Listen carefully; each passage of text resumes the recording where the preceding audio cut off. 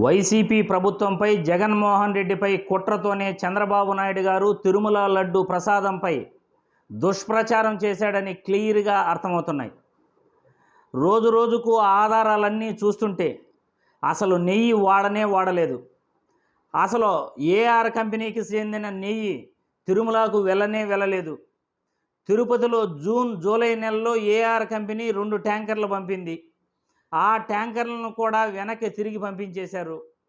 అసలు ఆ AR company MD గారు ఏం చెబుతున్నారు ఒక్కసారి మనం చూస్తే நிஜாలు கூட తెలుస్తాయి. Please watch the video. எல்லாரோட கேள்விகளும் ஒரே மாதிரி இருக்க பட்சத்தில் நான் காமனாகவே விளக்கம் கொடுக்க விரும்புகிறோம். ஏன்னா நிர்வாகத்தின் ஒரு நபராக தான் நாங்கள் முன்னாடி பேசிகிட்டு இருக்கேன். ஸோ நாங்கள் தேவஸ்தானத்துக்கு சப்ளை பண்ணது ஜூலை மாதத்தில் நாங்கள் அமைச்சிருக்கோம். கண்டினியூஸாக அப்போ நடந்தது 2 மாதங்கள் தொடர்ச்சியாக அமைச்சிருக்கோம். அதுக்கு அடுத்து இப்போது நம்மளோட நெய் அங்கே போகிறது கிடையாது. சரிங்களா, நம்ம அனுப்புறது கிடையாது. இப்போ திருப்பி கம்பெனி மேலே கம்பெனி நேமை யூஸ் பண்ணி எங்களோட நேமை யூஸ் பண்ணி ஒரு ரிப்போர்ட் வந்துட்டுருக்கு. அதில் எங்கேயுமே எங்கள் கம்பெனி நேம் இல்லை. பட் ஆனால் விஷயங்களை வச்சு பேசுகிறத வச்சு அதே மாதிரி சொல்கிறீங்க. இன்னொன்று, எங்களோட தயாரிப்பில் குறை இருக்குது, இந்த மாதிரி பண்ணுறாங்க அப்படின்னு நீங்கள் வெளிப்படுத்துகிறத பட்சத்தில் இருந்ததுன்னா எங்களோட ப்ராடக்ட்ஸ் நெய் எல்லா இடத்துலையும் இருக்குது.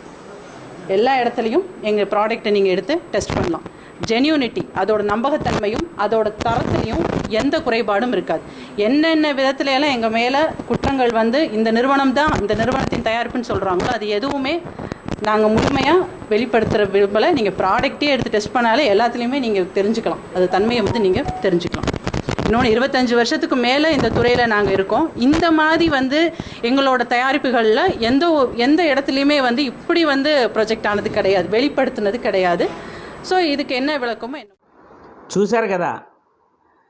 ఏఆర్ కంపెనీ ఎండి మా కంపెనీకి నెయ్యిలో ఎటువంటి లోటుపాట్లు లేవు, మేము మంచి నెయ్యిని తయారు చేస్తాము, మీరు ఎవరైనా వచ్చి మా కంపెనీకి వచ్చి ఎటువంటి టెస్టులైనా చేసుకోవచ్చు, మేము జూలై నెలలో మాత్రమే 2 ట్యాంకర్లు తిరుమలకు పంపాము, టీటీడీ వారు ఇచ్చిన రిపోర్టుకు మేము పూర్తి సమాచారాన్ని వాళ్ళకి ఇచ్చాము, ఎప్పుడైనా వచ్చి మా కంపెనీలో టెస్టులు చేసుకోమన్నాము, మా కంపెనీకి ఒక బ్రాండ్ ఉంది, మా కంపెనీలో ఎటువంటి అవకతవకలు జరగవు అని క్లియర్గా ఆమె చెప్పడం జరిగింది.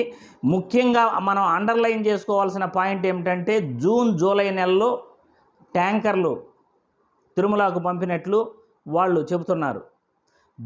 జూలై నెలలో టీడీపీ ప్రభుత్వం, కూటమి ప్రభుత్వం అమల్లో ఉంది ఇక్కడ ఏపీలో. మరి వైసీపీ ప్రభుత్వంలో ఎప్పుడు తప్పు జరిగింది, జగన్మోహన్ రెడ్డి ప్రభుత్వంలో ట్యాంకర్లు ఎప్పుడు వచ్చాయి, అసలు టెండర్లకు ఎప్పుడు ఆహ్వానం పంపారు, ఇవన్నీ కూడా ప్రజలకు తెలియవా అనే చంద్రబాబును ప్రశ్నిస్తున్నా. మార్చి 12వ తేదీ టెండర్లకు నోటిఫికేషన్ ఇవ్వడం జరిగింది. అప్పుడు ఎన్నికల కమిషన్ కోడ్ అమల్లో ఉంది. మే 15వ తేదీ టెండర్లకు అప్రూవల్ ఇచ్చారు. అప్పుడు కూడా ఎన్నికల కమిషన్ కోడ్ అమల్లో ఉంది. జూన్ 4వ తేదీ అధికారంలోకి వచ్చింది కూటమి ప్రభుత్వం. జూన్ మరియు జూలై నెలలో ట్యాంకర్లు పంపామని ఏఐడి డైరీ సంస్థ చెబుతూ ఉంది. నెయ్యి ట్యాంకర్లు తిరుపతి గోడౌన్కి వచ్చిన తర్వాత అక్కడ శాంపుల్స్ను ఖచ్చితంగా చెక్ చేస్తారు. శాంపుల్స్ను చెక్ చేయకుండా తిరుమలకు ఎలా పంపుతారు? తిరుమలలో మళ్ళీ రెండోసారి శాంపుల్స్ మళ్ళీ అక్కడ కూడా చెక్ చేయడం జరుగుతుంది. అక్కడ కూడా చెక్ చేసిన తర్వాత నెయ్యిలో ఏదైనా లోటుపాట్లు ఉంటే ఖచ్చితంగా వెనక్కి తిరిగి పంపించాలి. తిరుపతి గోడౌన్లోనే నెయ్యి శాంపుల్ చెక్ చేసిన తర్వాత క్వాలిటీ బాగలేకపోతే వెనక్కి పంపించడం జరగాలి. అది కూడా వైసీపీ ప్రభుత్వంలో నెయ్యి ట్యాంకర్లు రాలేదు. అసలు ఆ నెయ్యి ట్యాంకర్లు టీడీపీ కూటమి ప్రభుత్వంలోనే వచ్చాయి. మరి చంద్రబాబు నాయుడు వాంటెడ్గా ఎందుకు దుష్ప్రచారం చేశాడు? చంద్రబాబు నాయుడుకు మతి భ్రమించిందా?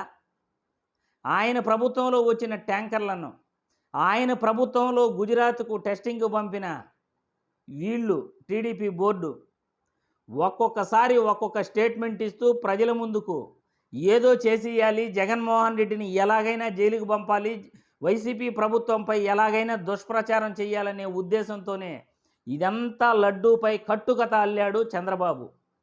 చంద్రబాబు అల్లిన కట్టుకథ ఇప్పుడు రోజు రోజు ఆయన మెడకు ఊరి బిగించుకుంటా ఉంది.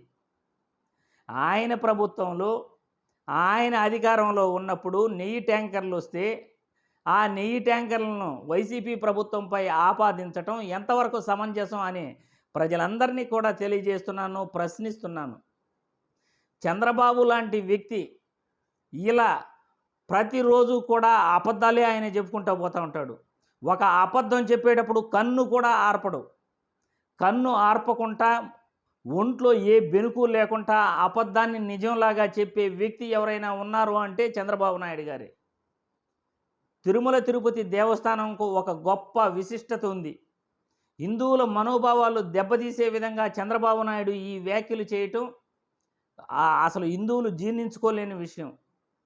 భక్తుల మనోభావాలను దెబ్బతీసే విధంగా చంద్రబాబు నాయుడు జంతువుల కొవ్వు నుండి తీసిన నూనె వాడుతున్నారని, ఆ జంతువుల కళేబరాలను తీసిన ఆయిల్ను లడ్డులో తయారీలో వాడుతున్నారని చెప్పడం ఆయన అవివేకానికి, ఆయన మనసులో ఉన్న కుట్రలకు ఇది ఒక నిదర్శనంగా చెప్పుకోవచ్చు.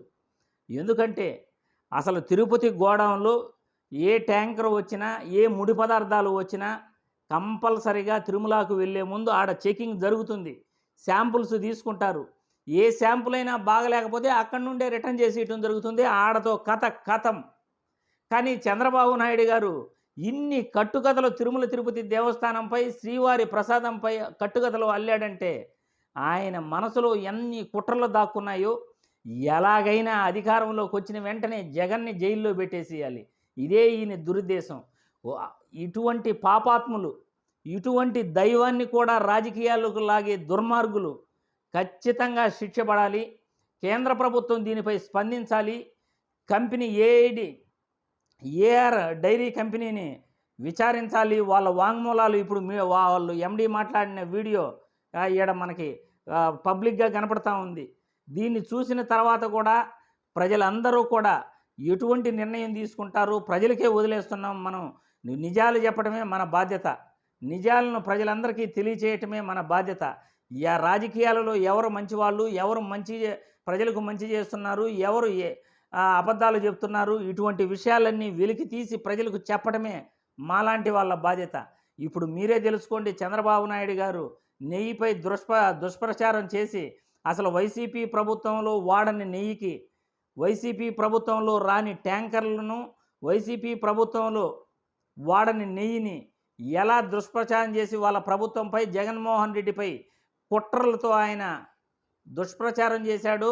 దీనిలో దేవుణ్ణి కూడా, శ్రీవారిని కూడా లాక్కొని రావటం చాలా చాలా దురదృష్టకరం. హిందువుల మనోభావాలు దెబ్బతీసే విధంగా, భక్తుల మనోభావాలు దెబ్బతీసే విధంగా చంద్రబాబు ఇటువంటి వ్యాఖ్యలు చేయటం దుర్మార్గమైన చర్యగా చెప్పుకోవచ్చు.